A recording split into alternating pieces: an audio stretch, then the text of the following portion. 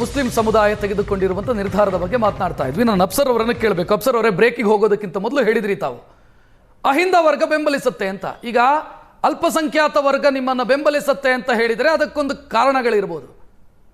ದಲಿತರು ನಿಮ್ಮ ಬೆಂಬಲಕ್ಕೆ ನಿಲ್ತಾರೆ ಅಂತ ಆದ್ರೆ ಬಿಜೆಪಿ ದಲಿತ ಸಮುದಾಯಕ್ಕೆ ಟಿಕೆಟ್ ಕೊಟ್ಟಿರೋದು ಆ ಲೆಕ್ಕಾಚಾರ ನನಗೆ ಅರ್ಥ ಆಗಲಿಲ್ಲ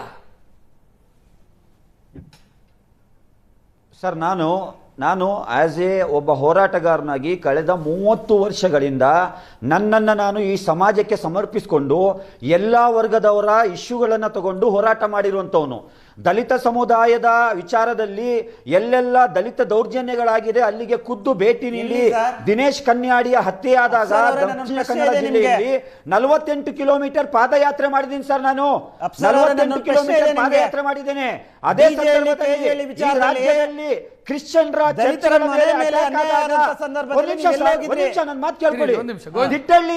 ದಿಡ್ಡಳ್ಳಿಯ ಆದಿವಾಸಿಗಳ ನಿರಾಶ್ರಿತರಾದಾಗ ಪ್ರಚಾರಕ್ಕೆ ಅವಕಾಶ ಕೊಟ್ಟಂಗಾಗತ್ತೆ. ನಾನು ಒಂದ್ ನಿಮಿಷ ಅವಕಾಶ ಕೊಟ್ಟರೆ ಹಾಗಾಗಿ ಪ್ರಚಾರಕ್ಕೆ ಅವಕಾಶ ಕೊಟ್ಟಂಗಾಗತ್ತೆ. ಎಲೆಕ್ಷನ್ ಭಾಷಣಕ್ಕೆ ಅವಕಾಶ ಕೊಟ್ಟಂಗಾಗತ್ತೆ. ಎಲೆಕ್ಷನ್ ಭಾಷಣಕ್ಕೆ ಅವಕಾಶ ಇಲ್ಲ.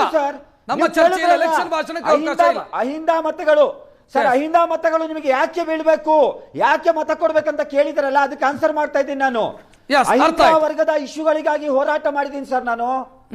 ಎಸ್ ನಟರಾಜ್ ಗೌಡ್ರೆ, ಕಾಂಗ್ರೆಸ್ ಸಾಮಾಜಿಕ ನ್ಯಾಯವನ್ನ ಪಾಲಿಸಿಲ್ಲ, ಅದು ಅದಕ್ಕೆ ದುಬಾರಿ ಆಗುತ್ತೆ ಕಾಂಗ್ರೆಸ್ಗೆ ಈ ಎಲೆಕ್ಷನ್ ನಲ್ಲಿ. ಸಮರ್ಥನವಂತ ಕ್ಯಾಂಡಿಡೇಟ್ ಅನ್ನ ಕಣಕ್ಕಿಳಿಸಿದ್ರಿ ಕುಟುಂಬದ ಹಿನ್ನೆಲೆ ಅನ್ನೋ ಒಂದೇ ಒಂದು ಕಾರಣಕ್ಕಾಗಿ. ಅದನ್ನ ಬಿಟ್ಟು ಬೇರೆ ಯಾವ ಕಾರಣಗಳು ಕೂಡ ಇರಲಿಲ್ಲ. ಶಾಮನೂರು ಫ್ಯಾಮಿಲಿ ಅನ್ನುವಂತ ಒಂದೇ ಒಂದು ಕಾರಣಕ್ಕಾಗಿ ಅವ್ರಿಗೆ ಟಿಕೆಟ್ ಕೊಟ್ರಿ. ಅದನ್ನ ಬಿಟ್ಟು ಬೇರೆ ಏನಿತ್ತು? ಐ ಅಗ್ರಿ, ನೀವು ಮಾತು ಸ್ಪಷ್ಟವಾಗಿದೆ. ಶಾಮನೂರು ಅವರ ಕುಟುಂಬ ಅಂತಾನೆ ಸಮರ್ಥ ಅವ್ರಿಗೆ ಆ ಟಿಕೆಟ್ ಸಿಕ್ಕಿರ್ತಕ್ಕಂಥದ್ದು. ಅವ್ರಿಗೆ ಯಾವ ರೀತಿಯ ಅನುಮಾನ ಬೇಡ. ಸಮರ್ಥ ಕೂಡ ವಿದ್ಯಾವಂತ ಯುವಕ, ಮುಂದಿನ ಬೇರೆ ಆತನಿಗೆ ಸಾಮರ್ಥ್ಯ ಇಲ್ಲ, ನಾವು ಚೆಕ್ ಮಾಡೋಣಂತೆ. ಆದ್ರೆ ಒಂದು ವಿಧಾನಸಭಾ ಕ್ಷೇತ್ರದಲ್ಲಿ ಮಾತ್ರ ಗೋವಿಂದರಾಜ್ ಅವರನ್ನ ಕೇಳಿದೆ. ಒಂದು ನಿಮಿಷ ಸೇರಿಸಿ ಉತ್ತರ ಕೊಡಿ. ನಾವು ಗೋವಿಂದರಾಜ್ ಅವರನ್ನ ಕೇಳಿದೆ. ಒಂದು ಪಕ್ಷದ ಪ್ರಾಮಾಣಿಕ ಕಾರ್ಯಕರ್ತರಿಗೆ ಟಿಕೆಟ್ ಸಿಕ್ತು ಅಂತಂದ್ರೆ ಅದು ಲೆಕ್ಕಾಚಾರಗಳು ಬೇರೆ. ಒಂದು ದಿನವೂ ನಿಮ್ಮ ವಸಂತ ನಗರದ ಕಚೇರಿಯಲ್ಲಿ ಕಾಣಿಸಿಕೊಳ್ಳದಂತ ವ್ಯಕ್ತಿಗೆ ಟಿಕೆಟ್ ಸಿಗುತ್ತೆ. ಯಾಕೆಂತಂದ್ರೆ ನಾನು ಇಂಥವರ ಮೊಮ್ಮಗ, ಇಂಥವರ ಮಗ, ನಾನು ಇಂಥವರ ಮೊಮ್ಮಗ, ಇಂಥವರ ಮಗ, ಇಂಥವರ ಸೊಸೆ, ಇದೇ ಅರ್ಹತೆ ಅಂತಾದ್ರೆ ರಾಜಕಾರಣ ಎಲ್ಲ ಹೋಗ್ತಿದೆ ನಟರಾಜ್ ಗೌಡ್ರೆ? ಒಂದೇ ಒಂದು ನಿಮಿಷ ಕೇಳಿಸ್ಕೊಳ್ಳಿ. ಈಗ ಈ ಸಮಯದ ಈ ಕಾಲಘಟ್ಟದ ವಾಸ್ತವ ಅದು ಬಿಜೆಪಿನಲ್ಲೂ ಈಗ ಮಂಗಳ ಅಂಗಡಿಯವರು, ಸುರೇಶ್ ಅಂಗಡಿಯವ್ರ ಪತ್ನಿ ಹೆಂಗ್ MP ಆದ್ರು, ಏನ್ ರಾಜಕೀಯ ಅನುಭವ ಇತ್ತು? ವಿಜಯೇಂದ್ರ ರಾಜ್ಯಾಧ್ಯಕ್ಷ ಏನ್ ರಾಜಕೀಯ ಅನುಭವ ಇತ್ತು? ಏನ್ ಹೇಳ್ತಾರೆ ಅಂದ್ರೆ ಈಗ ಕಾಲಘಟ್ಟದ ವಾಸ್ತವ ಅದು. ಕಾರ್ಯಕರ್ತರು ಅವ್ರನ್ನ ಪ್ರೀತಿ ಮಾಡ್ತಾರೆ. ಶಾಮನೂರ್ ಕುಟುಂಬನ ಕಾರ್ಯಕರ್ತರು, ಜನಸಾಮಾನ್ಯರು ಪ್ರೀತಿ ಮಾಡ್ತಾರೆ. ಈ ಕುಟುಂಬದವ್ರಿಗೆ ಟಿಕೆಟ್ ಕೊಡಿ ಅಂತ ಹೇಳಿ ಒತ್ತಾಯ ಮಾಡಿದ್ದಾರೆ. ಹಾಗಾಗಿ ಟಿಕೆಟ್ ಸಿಕ್ಕಿದೆ. ಬಟ್ ನಮ್ಮ ಒಬ್ಬ ನಾಯಕನಿಗೆ ಪೈಲ್ವಾನ್ ಅವ್ರಿಗೆ ಅವಕಾಶ ತಪ್ಪಿದೆ. ಅವ್ರಿಗೆ ಬೇರೆ ಅವಕಾಶಗಳನ್ನ ಪಕ್ಷ ಮಾಡ್ಕೊಡುತ್ತೆ. ಸಮರ್ಥ ಕೂಡ ಒಳ್ಳೆ ವಿದ್ಯಾವಂತ ಯುವಕ, ಮುಂದಿನ ದಿನಗಳಲ್ಲಿ ಒಳ್ಳೆ ನಾಯಕನಾಗಿ ಬೆಳೀತಾರೆ. ಅವ್ರಿಗೆ ಯಾವ ರೀತಿಯ ಅನುಮಾನ ಬೇಡ. ಆದ್ರೆ ಕಾರ್ಯಕರ್ತರು ಮತ್ತೆ ಜನಸಾಮಾನ್ಯರು ಅವ್ರ ಕುಟುಂಬದಲ್ಲಿರ್ತಕ್ಕಂಥ ಚರ್ಚೆಯ ವಿಚಾರ ಇದು. ನಾನು ಯಾಕೆ ಕೇಳ್ತಾ ಇದ್ದೀನಿ ಅಂತಂದ್ರೆ, ಈಶ್ವರ್ ಖಂಡ್ರೆ ಮಗ ಟಿಕೆಟ್ ಪಡ್ಕೊಳ್ತಾರೆ, ಸತೀಶ್ ಜಾರಕಿಹೊಳಿ ಮಗಳು ಟಿಕೆಟ್ ಪಡ್ಕೋತಾರೆ, ಶಿವಾನಂದ ಪಾಟೀಲ್ ಅವರ ಮಗಳು ಟಿಕೆಟ್ ಪಡ್ಕೋತಾರೆ. ಲಿಸ್ಟ್ ದೊಡ್ಡದಾಗಿ ಬೆಳೀತಾ ಹೋಗ್ತಾ ಇದೆ. ಒಳ್ಳೆ ಪ್ರಾಕ್ಟೀಸ್ ಅಂತ ಅನ್ಸುತ್ತಾ ನಿಮಗೆ ಇದು? ಇಲ್ಲ, ಈಗ ಲಿಸ್ಟ್ ಖಂಡಿತವಾಗಿ ನೀವು ಹೇಳ್ದಂಗೆ ತುಂಬಾ ಜನ ಇದ್ದಾರೆ. ಕಾಂಗ್ರೆಸ್ ಅಲ್ಲೂ ಕೂಡ ಸಿಕ್ತು. ಅದೆಲ್ಲ ಐ ಅಗ್ರಿ. ಯಾಕಂದ್ರೆ ನೋಡಿ, ಈಗ ಈ ವಿಷಮ ಪರಿಸ್ಥಿತಿನಲ್ಲಿ ಚುನಾವಣೆ ರಾಜಕೀಯ ಅನ್ನೋದು ಯಾವ ರೀತಿ ಆಗಿದೆ ಅಂದ್ರೆ, ಗೆಲ್ಲುವ ಮಾನದಂಡ ಮತ್ತೆ ಕಾರ್ಯಕರ್ತರ ಒತ್ತಡ ಅಲ್ಲಿನ ಸಮೀಕರಣಗಳು ಇವೆಲ್ಲ ಇಂಪ್ಯಾಕ್ಟ್ ಆಗ್ತದೆ. ನಾವು ಯಾವುದೇ ರೀತಿಯಾಗಿ ಸಾಮಾಜಿಕ ನ್ಯಾಯವನ್ನು ಕಾಪಾಡ್ಕೋಬೇಕು ಅಂದಾಗ ನೇರ ಚುನಾವಣೆಗೆ ಯಾರು ಸ್ಪರ್ಧಿಸಕ್ಕಾಗೋದಿಲ್ಲ. ಅವ್ರಿಗೆ ಅವಕಾಶಗಳನ್ನ ಬೇರೆ ರೀತಿಯಾಗಿ ವಿಧಾನ ಪರಿಷತ್ತಲ್ಲೋ, ನಿಗಮ ಮಂಡಳಿಗಳಲ್ಲೋ, ರಾಜ್ಯಸಭೆಯಲ್ಲೋ ಕೊಡಬೇಕಾಗುತ್ತೆ. ಸಾಮಾಜಿಕ ನ್ಯಾಯದಲ್ಲಿ ಕೊರತೆ ಆಗಿಲ್ಲ. ಆದ್ರೆ ಸಮರ್ಥ ಕೂಡ ಆ ಕುಟುಂಬದವ್ರ ಮೇಲೆ ಅಲ್ಲಿನ ವಿಶ್ವಾಸ, ಕಾರ್ಯಕರ್ತರ ವಿಶ್ವಾಸಕ್ಕಾಗಿ ತಪ್ಪೇನಿಲ್ಲ. ಎಲ್ಲಾ ರಾಜಕೀಯ ಪಕ್ಷದಲ್ಲೂ ಅದೇ ರೀತಿ ಬಂದಿದೆ ಈಗಿನ ಕಾಲಘಟ್ಟದಲ್ಲಿ. ಕಳೆದ 10-15 ವರ್ಷಗಳಲ್ಲಿ, ಮುಂದಿನ 10-15 ವರ್ಷಗಳಲ್ಲಿ ಇದೇ ರೀತಿ ಮರುಕಳಿಸಬಹುದು.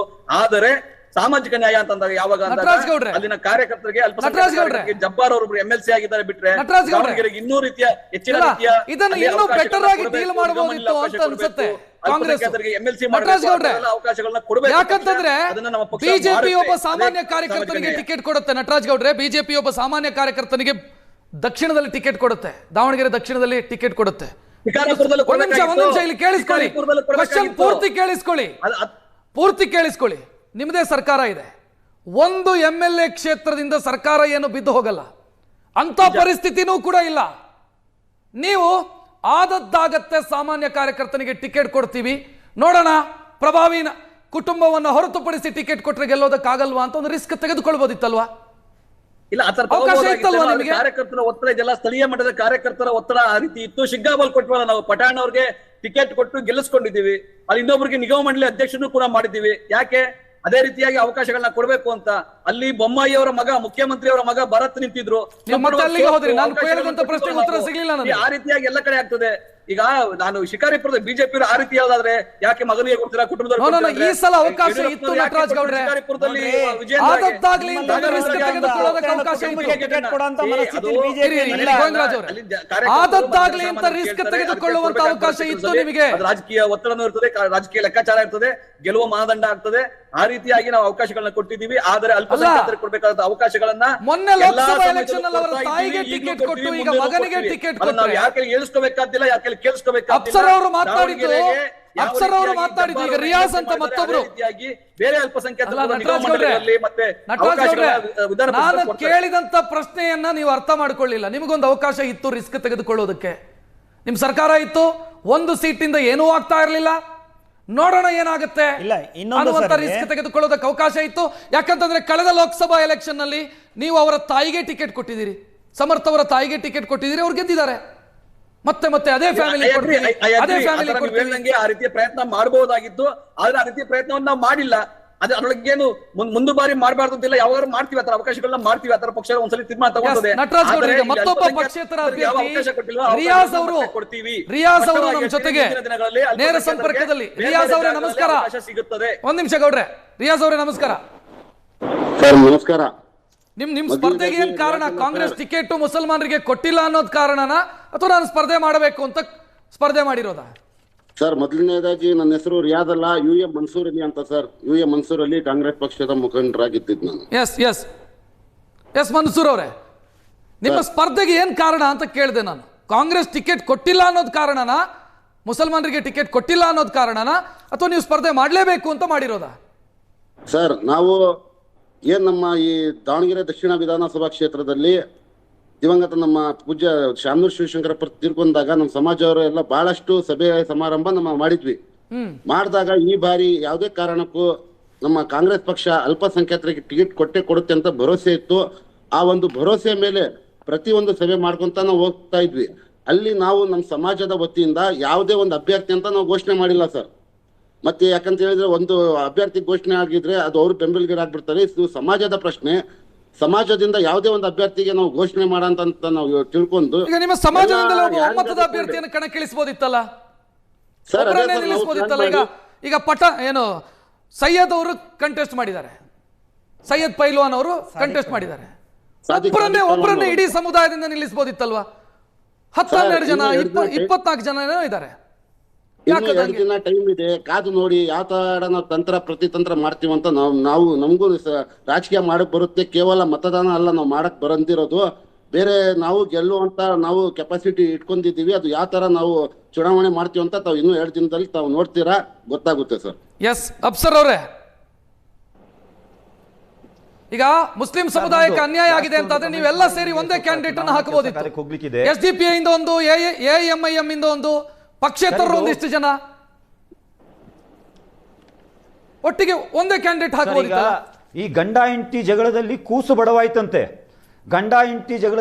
ಬಡವಾಯ್ತಂತೆ, ಈಗ ಇಡೀ ಕರ್ನಾಟಕದಲ್ಲಿ ದಕ್ಷಿಣ ವಿಧಾನಸಭಾ ಕ್ಷೇತ್ರದ ಪರಿಸ್ಥಿತಿಯನ್ನು ಒಮ್ಮೆ ನೀವು ಗ್ರೌಂಡ್ ರಿಪೋರ್ಟ್ ತಗೊಳ್ಳಿ. ಅಭಿವೃದ್ಧಿ ಅನ್ನುವಂಥದ್ದು ದೂರಕ್ಕೂ ಕಾಣ ಸಿಗಲ್ಲ. Social democratic party of India ಈ ಕ್ಷೇತ್ರದ ಜನರ ಅಭ್ಯುದಯಕ್ಕಾಗಿ, ಜನರ ಅಭಿವೃದ್ಧಿಗಾಗಿ, ಅವರ ವೆಲ್ಫೇರಿಗಾಗಿ ನಾವು ಚುನಾವಣಾ ಕಳಕ್ಕಿಳಿದಿದ್ದೇವೆ. ಇಲ್ಲಿ 10ಕ್ಕಿಂತ ಹೆಚ್ಚು ಸ್ಲಮ್ಗಳಿವೆ, ಇಲ್ಲಿ ಬಡವರಿದ್ದಾರೆ, ಇಲ್ಲಿ ಕೂಲಿ ಕಾರ್ಮಿಕರಿದ್ದಾರೆ.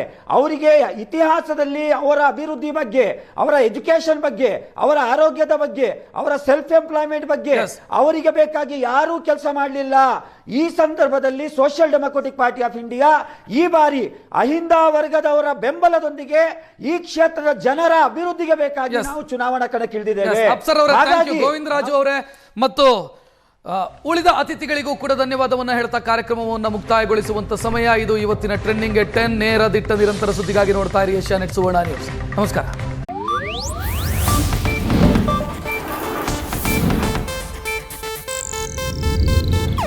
ಇದು ಏಷ್ಯಾನೆಟ್ ನ್ಯೂಸ್ ನೆಟ್ವರ್ಕ್ ಪ್ರಸ್ತುತಿ.